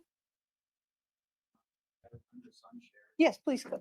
That they are on the petition. But see, there's where, again, the next planning director and legal, we have to get that I clarified. think it's important to clarify. I think that what I'm hearing is Commissioner Ward is saying that she wants to double the amount of the bond that was proposed in the conditions.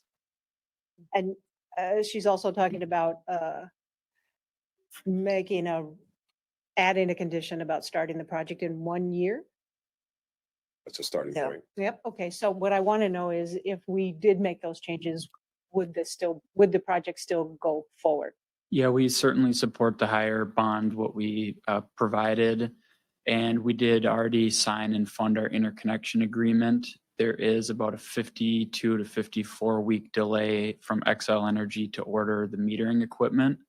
So construction would likely start late spring or early summer of next year for this due to the XL. So there are two things. Number one, we've always been told by our council that if you make statements at the public hearing or at the, right, that they're enforceable, right? We expect you to stand by them. On the record. It's on the record, yeah. Yeah.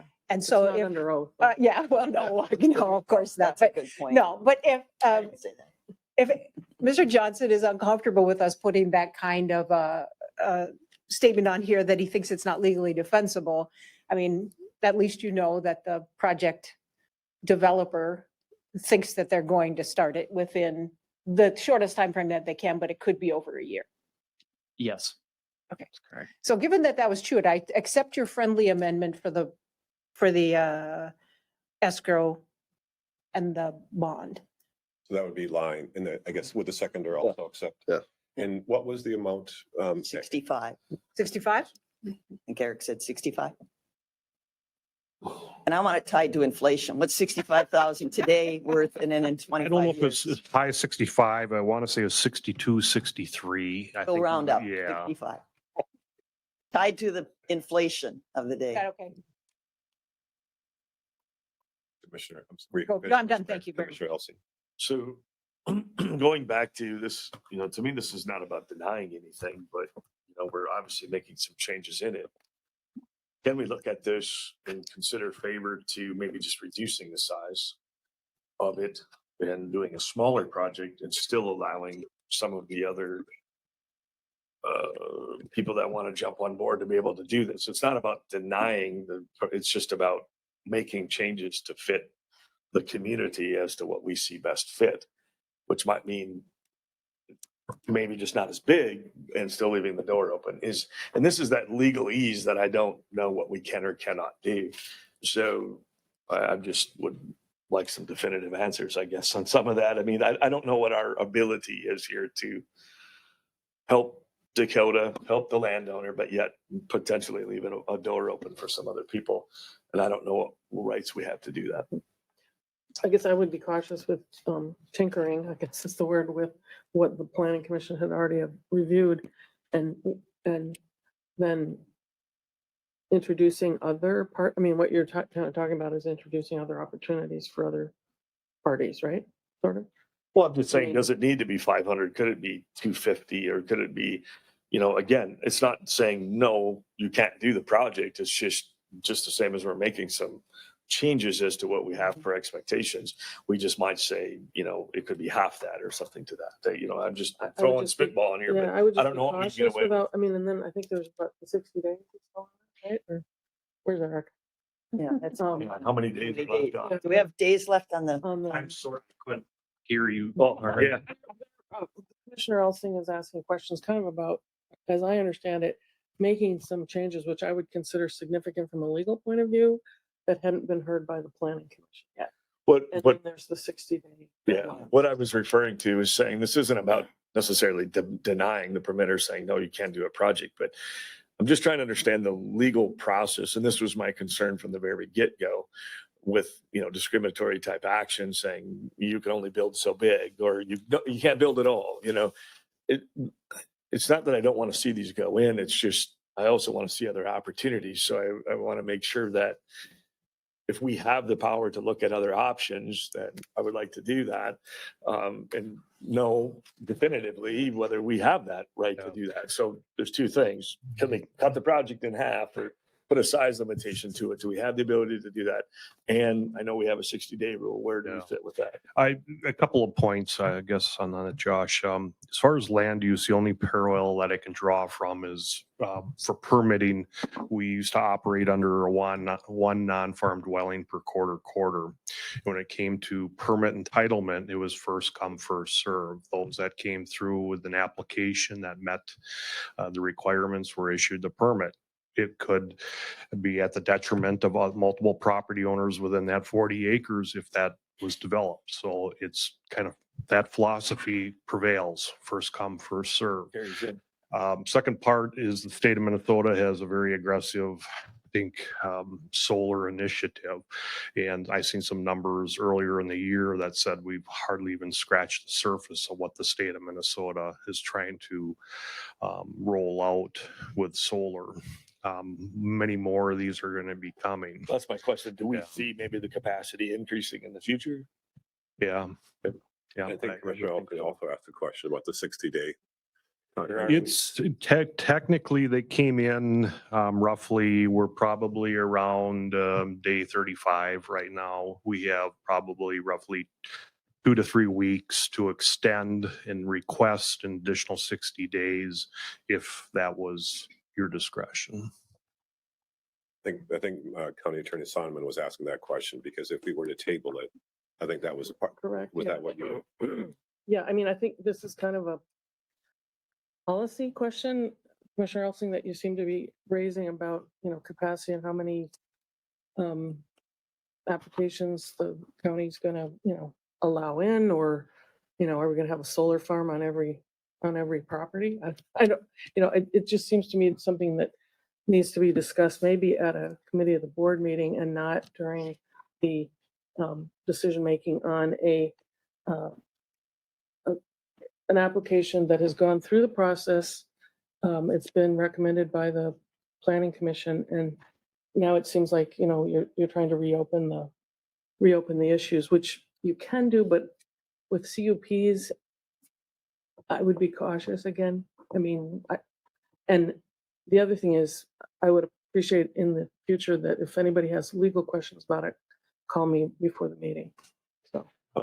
This all happened within 24 hours. Yeah. Before Commissioner Ward speaks, Eric, is it possible to find out what that amount was for that line 213? I think I prefer to be exact versus 65, 62, 63. Is it possible? Yeah, absolutely. Well, I think we'll be more than a minute anyways. Commissioner Ward. In Excel's budget, that's a rounding error, Dwayne, don't worry about it. For the But petition. Attorney Sonneman, the problem with the Planning Commission, yes, that's an advisory group. Correct. And they Right. they did approve Yes. it, but it wasn't unanimous. There was a lot of angst in the room that night and a lot of unanswered questions. And where this industry is going. And like I said, unfortunately, it was on the radar of past planning directors to have this discussion. It didn't happen. These applications come in, but I feel it is our responsibility to scrutinize them, not just rubber stamp what the Planning Commission did. And if we've got time to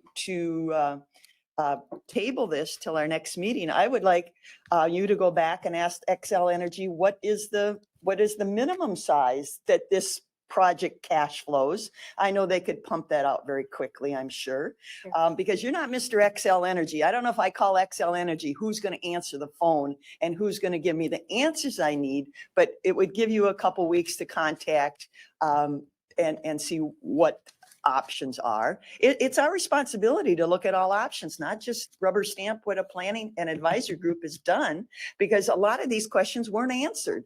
They're unknowns, and I think we deserve, and our citizens deserve, the answers. Commissioner Meyer. So there are some misunderstandings, I think, on your part of how the Solar Garden program works with Xcel Energy. Xcel Energy is not building this solar garden, and they would not be creating the return on investment. A third Right, party it's- builds it. Yes.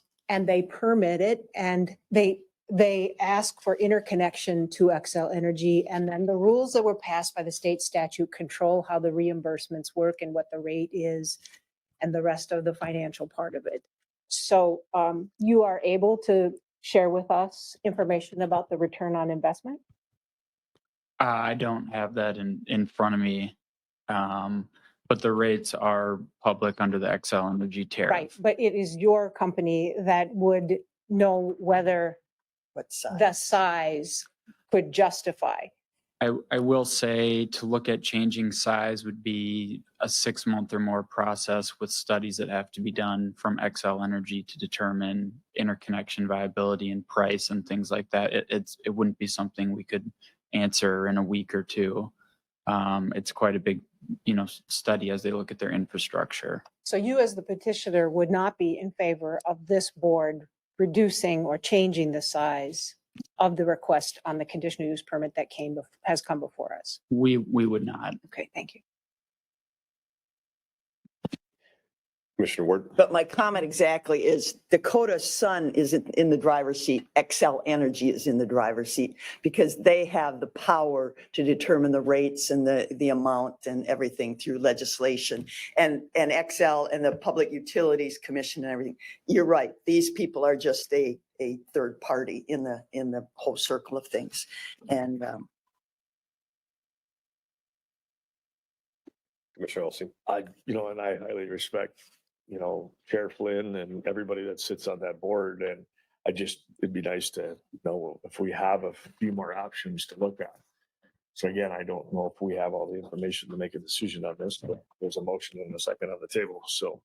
And also with a friendly amendment, Right. whereas we're going to look at line 213 on page 52 to increase the decommission amount, right? And Eric is trying to find out what that exact amount is. I'll just add that I think it's very important that as we move towards other diversified energy sources, that we be careful to, if whenever possible, to avoid energy monopolies. We're going to be moving from, so I strongly support any kind of project that has a community focus and the funds flow to local landowners, local farmers, et cetera. So that is a huge factor for me. I do think, like Eric said, that there is more solar coming down the pipe. If this was the end for all of Winona County, then I would be very concerned. And I would agree with Commissioner Elsing and the constituent, Mr. Kreidemacher, that it would tie it up for all time. But I think there is more solar coming down the pipe. Eric, did you happen to find out what the amount was? Yeah, the estimate all totaled up was 65,250, and they had in parentheses $2024. see that's the angst in 25 years. That's nothing. It's nothing. We also confirmed the recognized date of complete application, and we did receive the New Hartford Township acknowledgement a little bit later, so that was April 12th. So actually, it's a little bit more to work with in case you had any questions on that. Commissioner Elsing? I'm just going to throw this out there too, with these reclamation things. When I was the mayor of Ventura, that's something that I brought up because at that time there wasn't one. They didn't even propose one. And it was one of the things that scared off the group that was looking at building in the sewer ponds at the time, because I started asking tax questions and asking reclamation questions. And so when some numbers were laid out, that was exactly what I looked at too, because at the time it was set forth that it was, they had 2 extensions on 25-year contracts. And I said, anybody know what that dollar is going to be worth in 75 years? You're a better person than I am, because it'll probably be nothing. And, if we find out someday that these things are full of mercury and we got to get rid of them, it could be very costly. So I go back to, I don't know if we got all the information to let this thing go through yet, Mr. Mayor. When I was on the planning commission and we had our first community solar garden projects come through, there was a very robust discussion about toxic materials in the panels. And we reviewed the EPA, testing documents that showed what the components were and what the toxicity was, to come to the point of understanding that the solar panels themselves,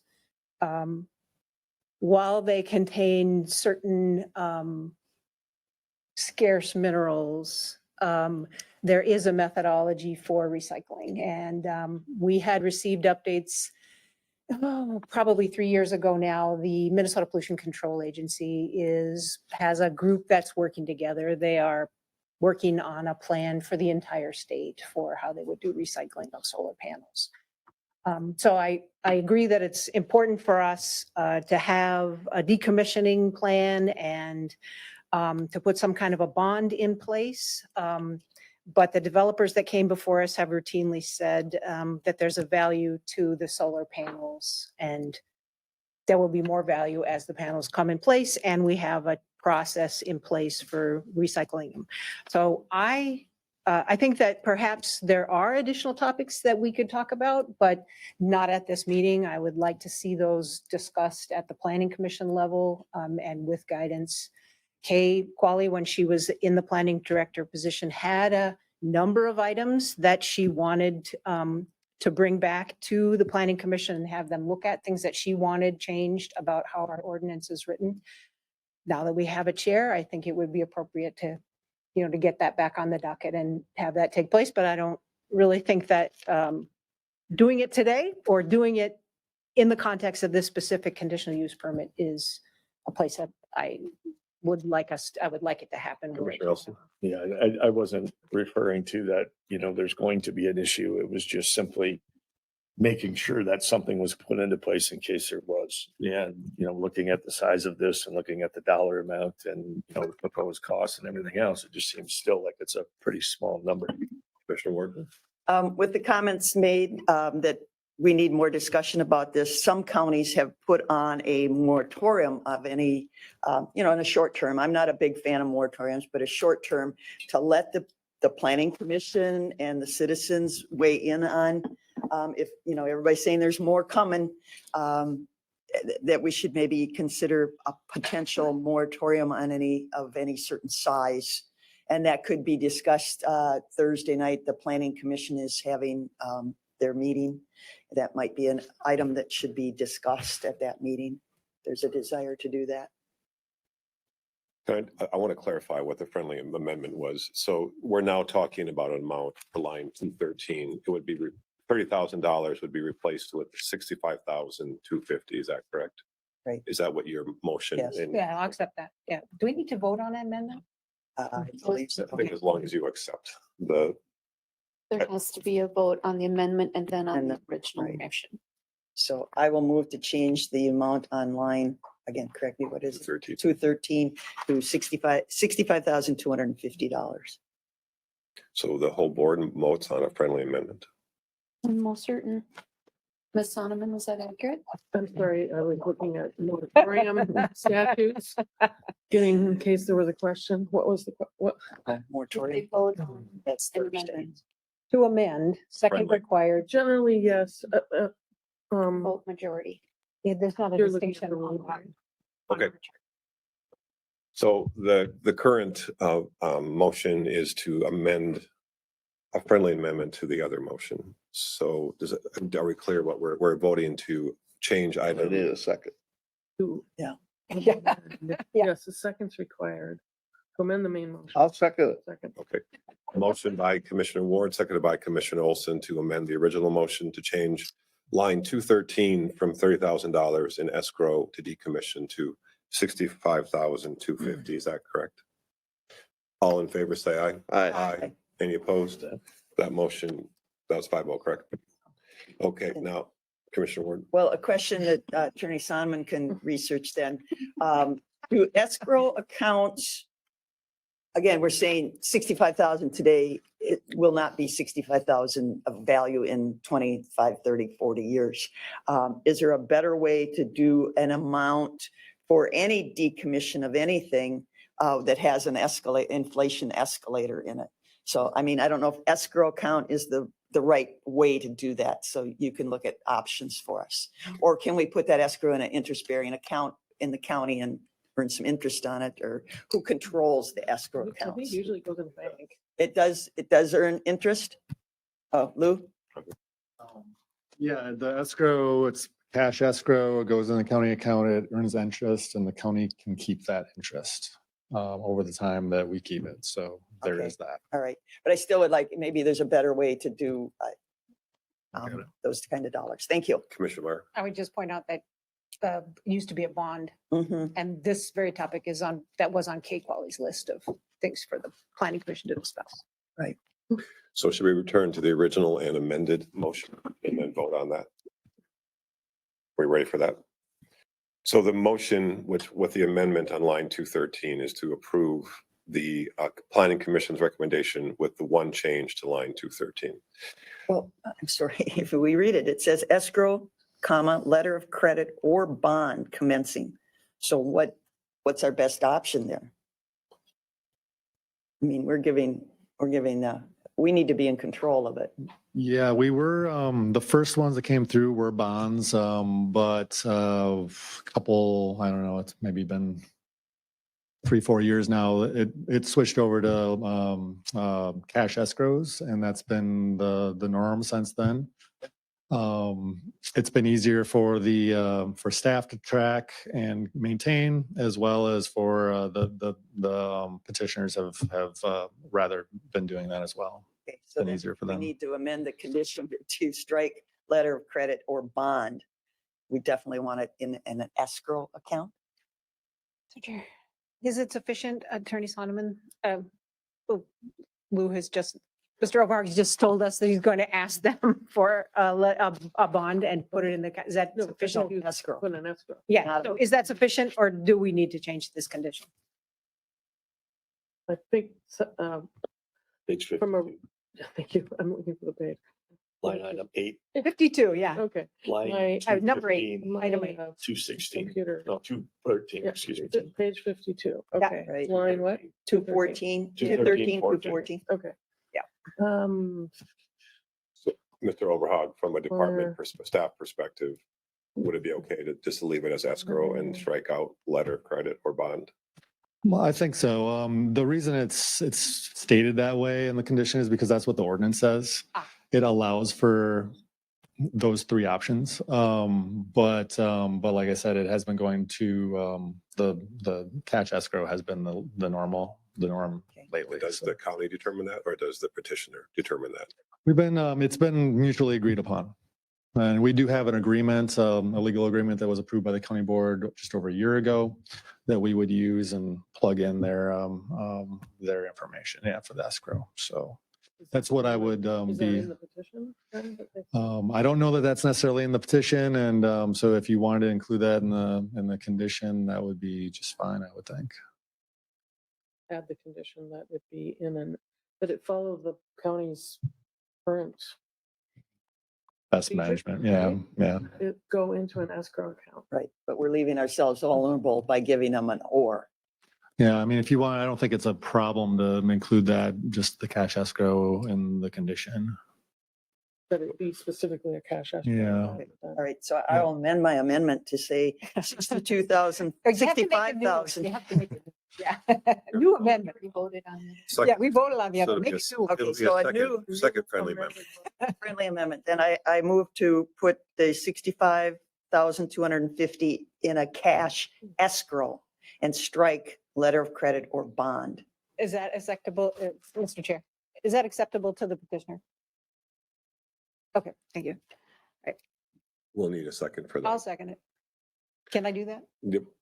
Mhm. So we'll vote on the second friendly amendment to strike on line 213, correct me if I'm wrong, Commissioner Ward, we're going to strike letter of credit or bond. Right. It'll just say $30,000, I'm sorry, the amended 62,500 escrow. Is that correct? I believe so. I don't know if any I of would that put commencing account, at the end escrow of account. construction. Escrow I think account, that's cash escrow account? Cash escrow, That's 60, you already first name. 65, 65. 250. So $65,000 escrow account. Account. Okay. Drop the cash. Drop the cash, drop. Letter of credit letter of or credit drop or bond. bond. Okay. Is that board clear on that? I am. All in favor of the second friendly amendment, say aye. Aye. Opposed, motion carries 5-0. Are we then ready to vote on the original amendment with the two friendly amendments? All in favor of the original amendment brought to us from the from the Planning Commission with those two changes to line 213. All in favor, say aye. Aye. Aye. Opposed? Abstain. I'm opposed. So, You're talking about approving the whole. yeah. Okay, yeah, I'm gonna, So we have 3 approvals, 1 abstention and 1 no. Is that correct? right. Mhm. So motion carries 3-1-1. And then that takes us to item, are we okay? Do we need a break? We're good. No, So item 7.4, which was 6.6, approve recommendations for Gallagher Benefit Services to complete requests for proposals. Yeah, I pulled this because, again, we're spending 12,500. Is this, again, for clarification, Ms. Holte, this is for our own employee health package? Correct. Okay, and we can't ourselves just contact, I mean, how many companies, you said it's by statute or something, we have to do this every 5 years, but it doesn't say we have to hire an outside consultant to do this, does it?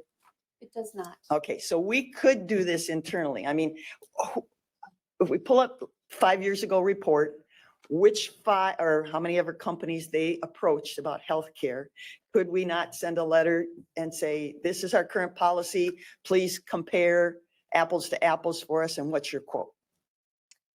We could do that. I'm going to ask Mr. Sensala, because you've been handling this with staff. Could you please approach the podium? I mean, and they're looking for 6 months of time to complete this project. I think I read that they don't give us anything till December. Yeah, we actually brought in multiple groups to advise on this one. Obviously, this is the lowest one. It's the one that we've used previously. I would tell you that the bids came in from as low as the 12.5 you have now to as high as 60,000 for a more managed one. Now, there is an option to do a self-funded plan like this. It's done at multiple other public entities in the area.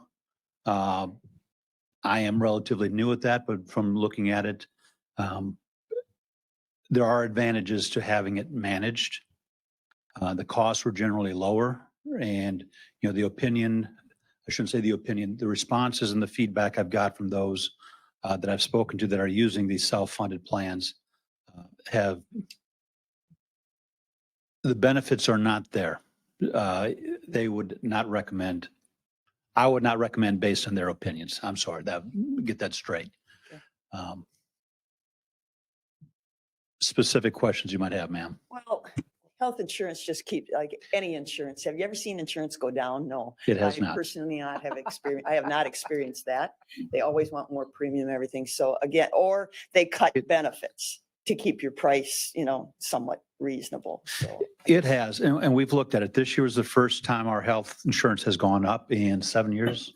Correct, Maureen, I think? yeah, we've been Our very dental and fortunate. vision. Yeah, it's the first time it's gone up in several years. And I would tell you, our concern or my concern is the claims continue to accelerate. So expanding beyond what's on the table here, our team, has actually looked at some other ways to have proactive healthcare.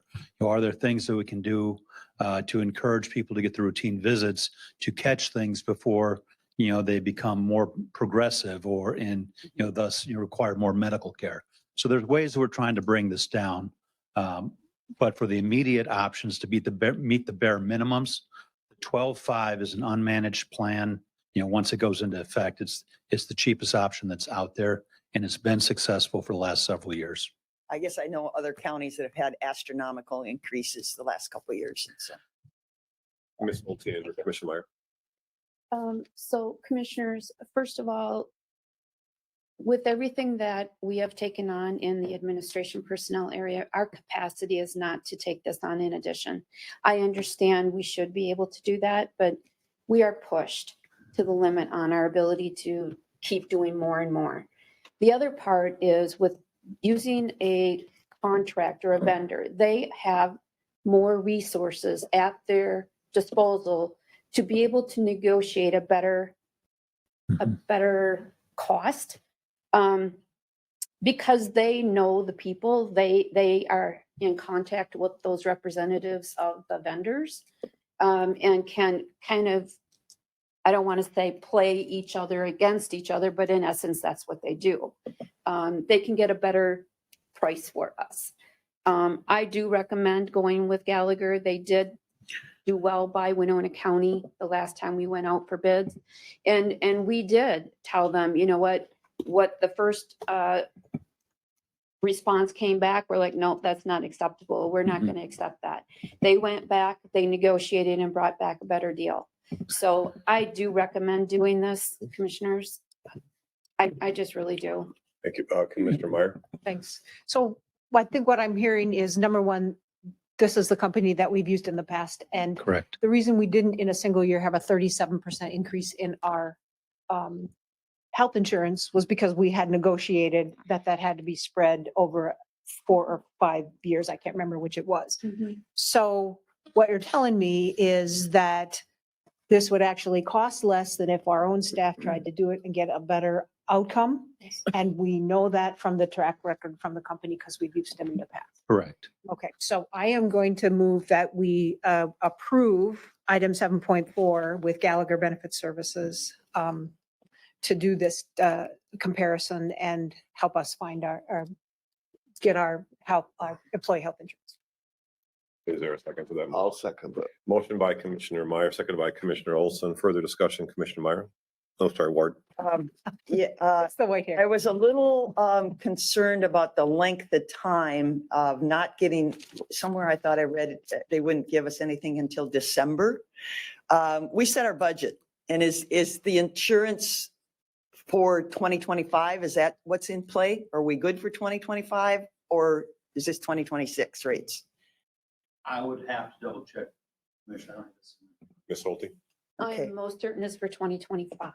Okay, so we need information prior to December to make any kind of budgetary, if we would get one of those large expensive. Okay, so somewhere, again, maybe I read it wrong or something, but I thought I read it was December. We will Report. do, we'll do our best estimate by working with the vendor, because they're going to have an idea based on our history of usage and kind of what they're seeing in the market. So we'll do our best. We're going to go high versus low, so we don't have to increase what our estimate is, but we will work with the vendor. Okay, all right. Any further discussion? All those in the favor of what had been 6.6 approved recommendation for Gallagher Benefit Services to complete the request for proposals, say aye. Aye. Opposed? Motion carries 5-0. That brings us down, I believe, to comments. Commissioner Elsing and then Commissioner Ward. I just wanted to commend Carly and Feedlot for the perfect score that she got. She left already, but I just wanted to thank her for what she does for the ag sector and the fact that I believe it was 13 out of 13 or whatever it was. So I just wanted to thank her for doing that. And just a reminder, I heard a lot of people say affordable housing, and as a landlord, every time we raise taxes, guess what happens? The rent goes up. And we got to keep that in mind when we're sitting here making these decisions, because it's got to be funded somehow. So every time we do this, it doesn't matter what it's for, obviously there's opposition to our police force, but it doesn't matter at anything we spend money on. So just keep that in mind. That's why I'm all about low taxes. Thank you, Commissioner Ward. A future board action, earlier this morning, we heard many times a request for a public hearing concerning the law enforcement issue. So I would propose in our next, if it needs to be our next county board meeting, that we ask Ms. Holte to, and I think it should be joint city county, ask Ms. Holte if she can contact the city and see when they would be available. And I think a public hearing is only prudent prior to any votes going forward on a project of this scale. Mr. Chair, I just ask that you're asking that we discuss this at a committee of the board. Well, I think that's our process. I don't think I can put the date of May 22 on the calendar. No. Yeah. But you would want a second for us to discuss potentially Yes. doing what you're Yes, asking. and see if we can get a date sooner than later. Is there a second for that request? I'll second it. So there is a request, future committee of the board to discuss the possibility of a public hearing. Is that correct? Yes. Regarding the LEC remodel. Right, with city and county together. We probably can't, we can ask the city, but we can request. Yes. Okay. But we could for sure discuss us having one. Is that anything else, Commissioner Ward? No. I'll just quickly add lastly, this is 2 days late, but happy Mother's Day to all the mothers present and online and within earshot. Thank you for helping make the world go round. So with that, I think that concludes the meeting. Is that correct? Motion to adjourn? Second. Motion by Commissioner Elsting, second by Commissioner Olson to adjourn. Any discussion? All in favor, say aye. Aye. Aye. Opposed? Meeting is adjourned.